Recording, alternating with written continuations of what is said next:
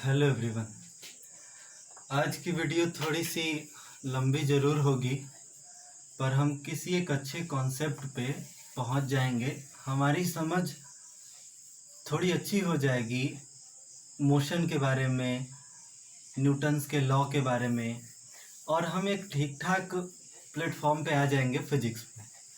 9th class में physics की गहराइयों को देखते हुए आज हमने डिसाइड किया कि न्यूटन के फर्स्ट लॉ के बारे में पढ़ेंगे।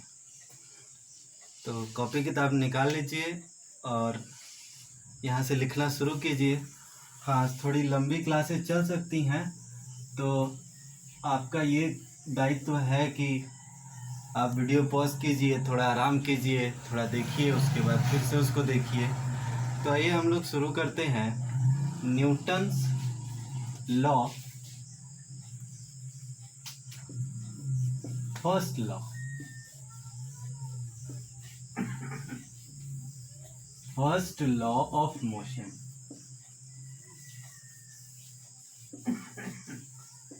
न्यूटन का गति का प्रथम नियम। फर्स्ट लॉ ऑफ मोशन हमारे लिए समझने लायक चीज है कि ये मोशन क्या होता है। उससे पहले हम समझते हैं कि लॉ क्या होता है। लॉ का मतलब हुआ नियम। किसी नियम कानून पे, किसी एक पैमाने पर चलता हुआ कोई वस्तु है, कोई नियम कानून है। जब हम किसी बात को कहते हैं कि ये नियम है, इसका मतलब वो सबके लिए एक समान लागू होता होगा। हाँ, बाद में सर अल्बर्ट आइंस्टाइन द्वारा इसका कुछ भागों का खंडन किया गया, या फिर उसको सही कहा जाए तो विस्तारित रूप दिया गया। पर आज के लिए अभी हम न्यूटन्स लॉ पढ़ेंगे, और न्यूटन लॉ में मोशन की बात किया जाए। मोशन का मतलब किसी वस्तु का गति। कोई वस्तु कैसे गति कर सकता है। जब हम कहते हैं कि एक गाड़ी चल रही है, तो गाड़ी चल रही है, इसका मतलब गति कर रही है। अगर ये गाड़ी के आसपास कुछ ना होता, पूरा अंतरिक्ष होता, पूरा स्पेस होता, और उस समय गाड़ी चलती, तो गाड़ी के को स्वयं भी नहीं पता होगा कि क्या वो चल रही है कि नहीं चल रही है।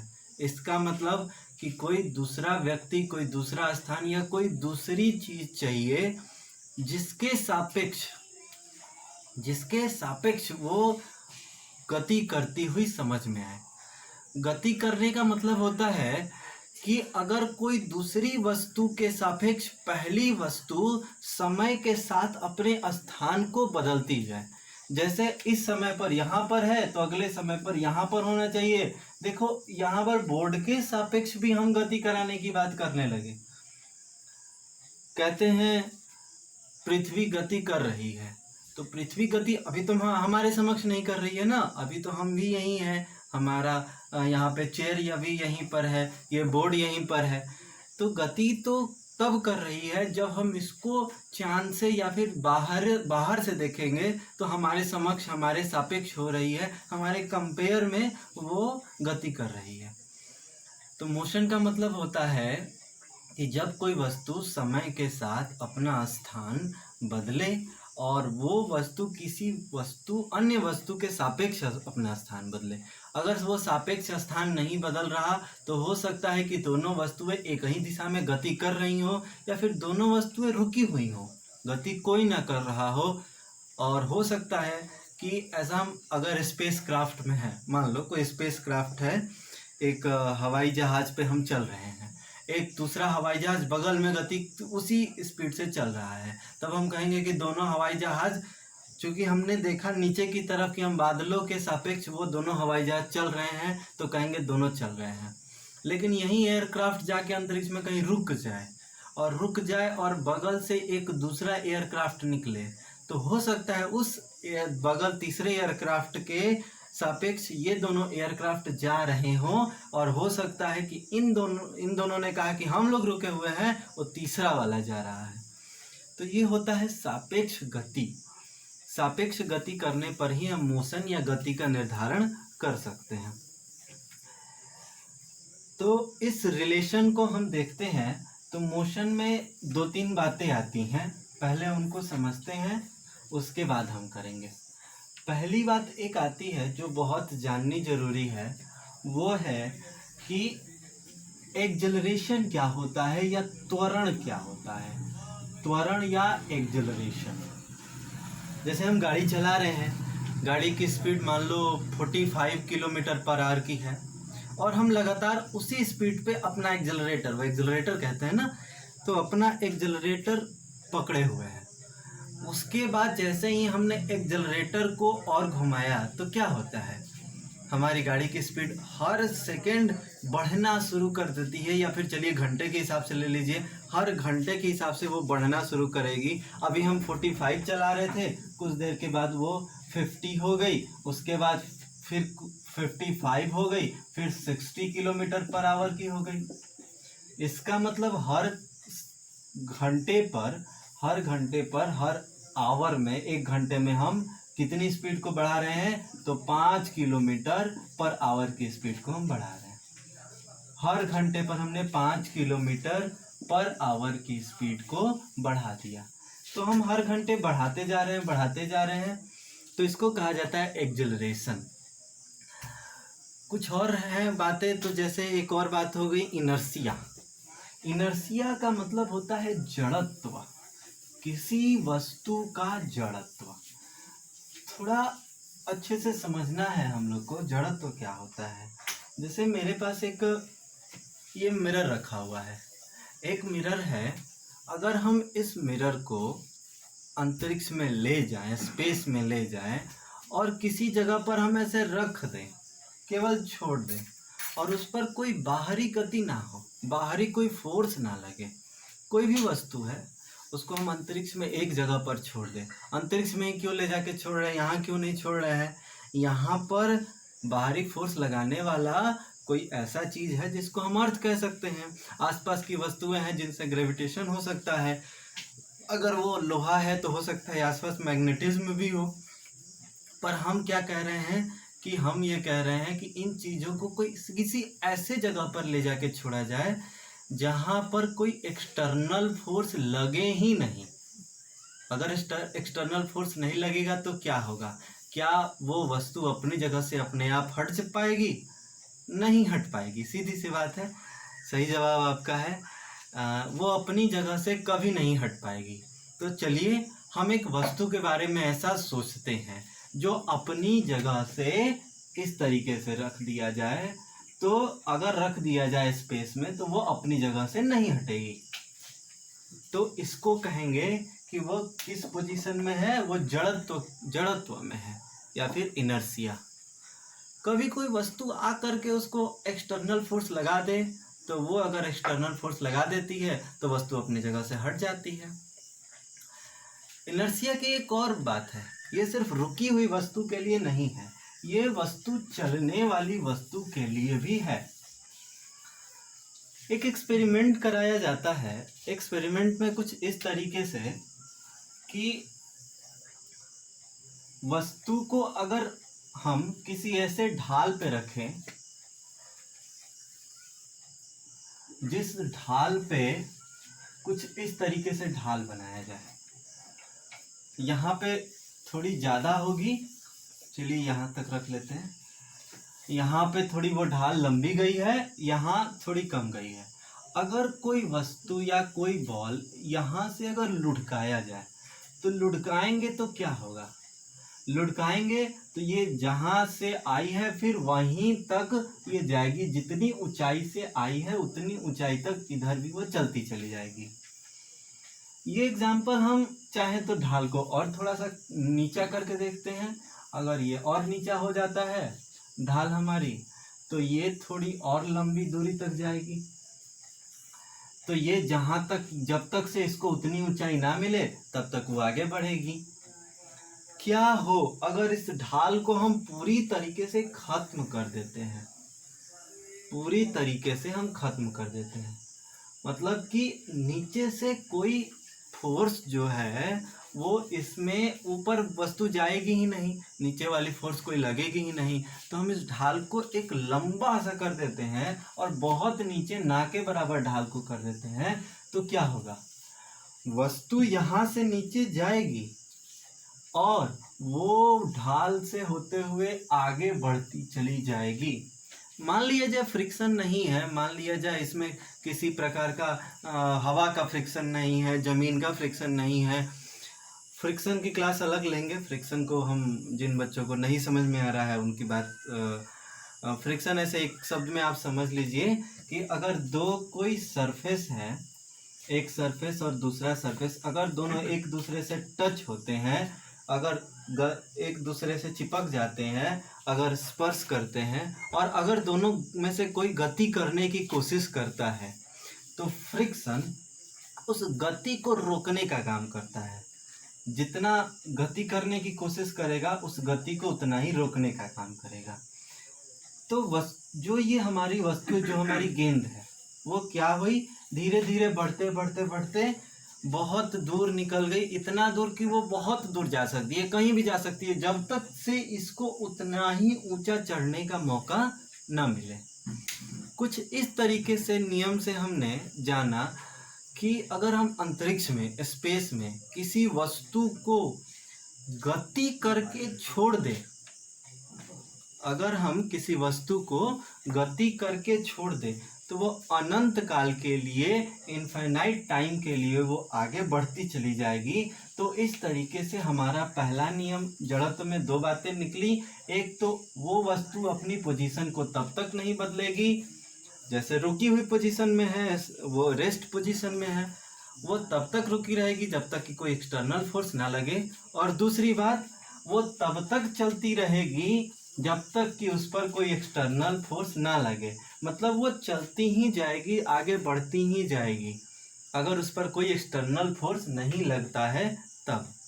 तो ये नियम, इसको लॉ ऑफ इनर्शिया कह सकते हैं। इन दोनों नियमों को लॉ ऑफ इनर्शिया की बात करेंगे, हिंदी में जड़त्व कहेंगे। तो जड़त्व के कौन कौन से गुण हो गए? पहला गुण तो यही हो गया कि वस्तु अपनी जगह से हटने वाली नहीं है जब तक से उसको हम एक्सटर्नल, दूसरा कोई बाहरी फोर्स ना लगाए। और वस्तु अपनी जगह से चलती रहेगी तो चलती ही रहेगी जब तक से हम कोई उसको रोकने के लिए या उसकी दिशा बदलने के लिए कोई बाहरी फोर्स ना लगाए। ये होती है इनर्शिया। चलिए इसमें एक और टर्म को देख लेते हैं जो हमारे लिए बहुत ज़रूरी है और बच्चों के मन में लगातार कन्फ्यूजन बने होते हैं। Sir what is mass? ये मास क्या होता है?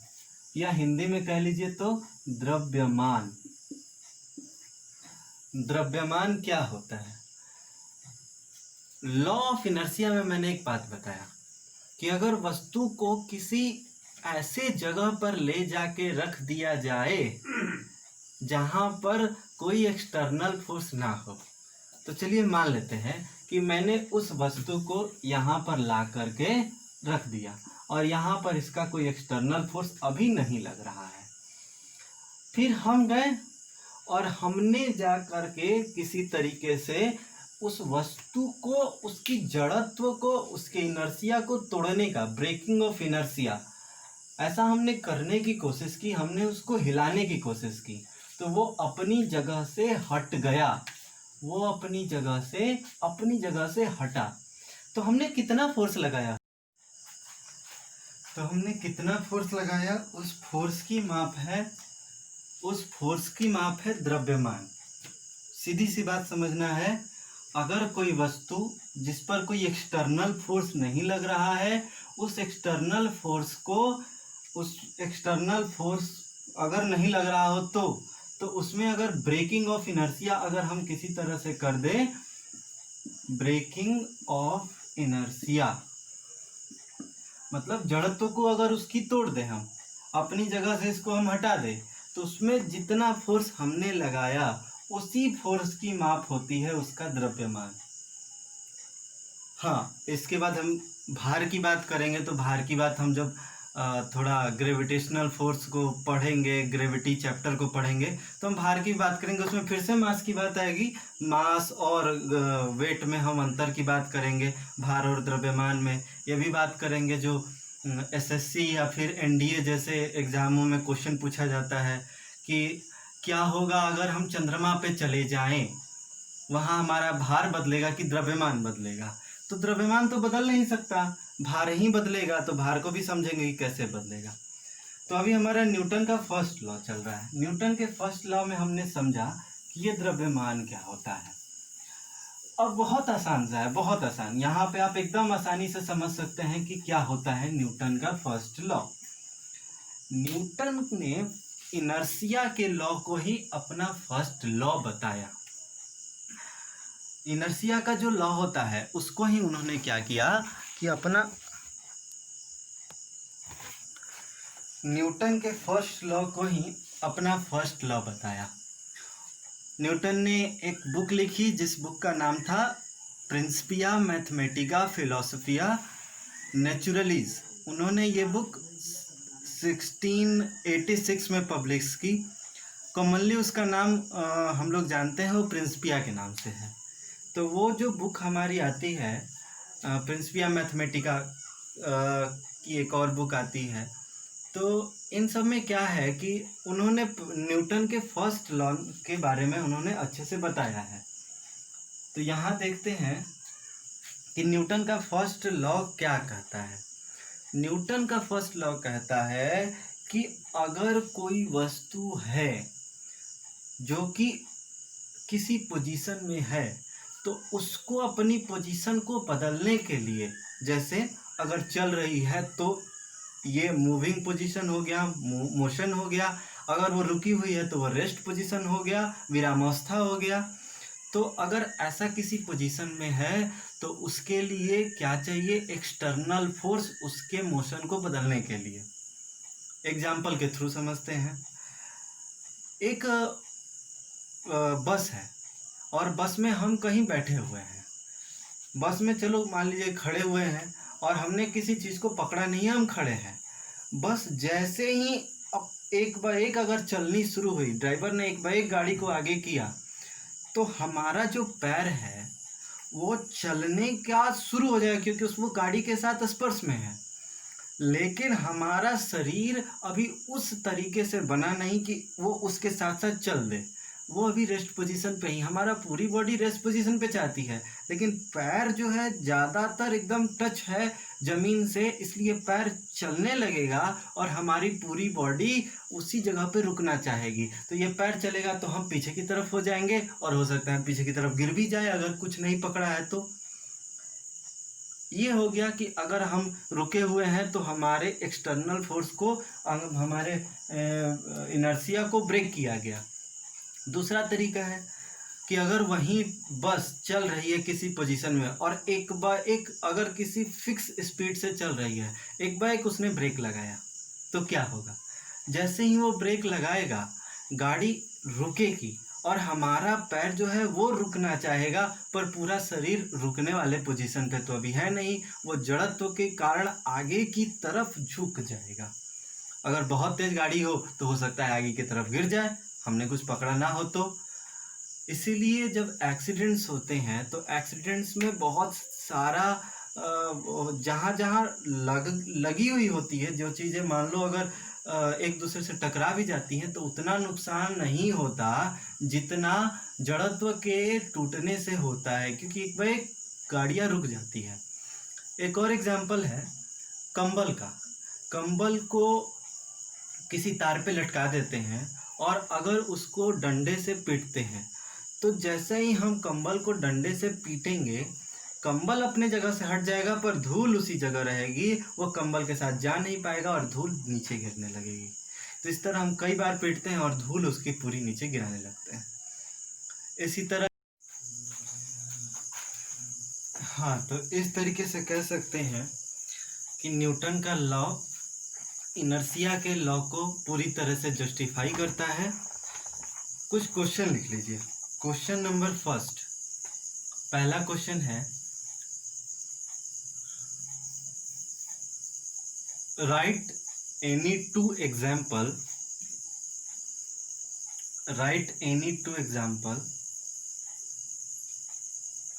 On Newton's first law of motion. Newton's first law of motion.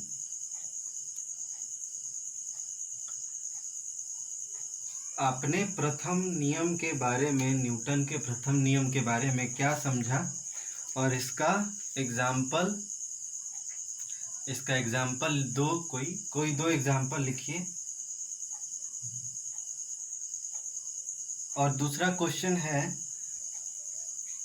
What do you understand about inertia?